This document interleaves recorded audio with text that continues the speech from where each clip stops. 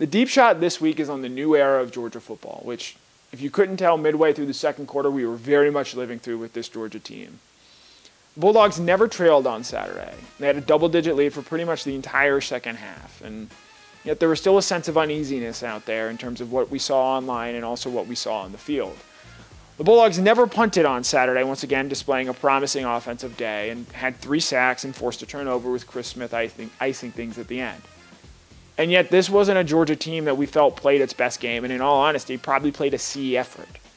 It speaks to where this Georgia program has gotten to and what the national championship last year brought. This time a week ago, there were pundits out there, Paul Feinbaum among them, declaring that Georgia was the new Alabama. Well, it's not exactly fair to Georgia to put them in that comparison, because what Georgia is doing right now is quite different from what Alabama has been doing in the past. And Alabama also has won multiple national titles, and Georgia still just has the one.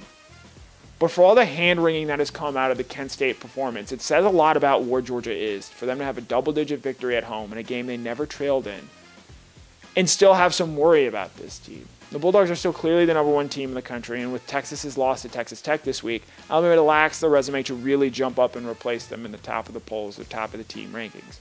Georgia knows it has to play better than, quite frankly, it has in both home games so far this season against both Samford and Kent State.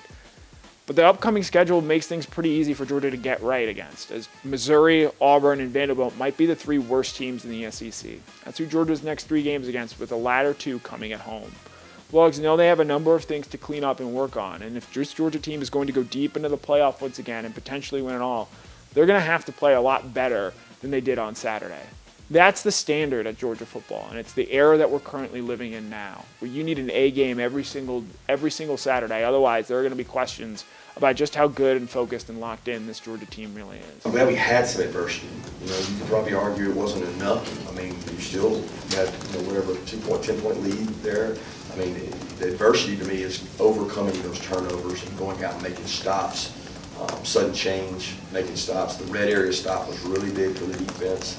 But their defense came back with a big red area stop. So I think you gain confidence when you play in games like that. And like I said, I got a lot of respect for Kent State. I think it was big because we did, and I'm glad we didn't have to punt that last drive. I told him before we went out there the last time, I said, either we score or the ball ends in our hands, right? And we did that. So it was a really good drive. And Coach Martin said sometimes you do need to win ugly, and I agree with that. But you'd rather not, right?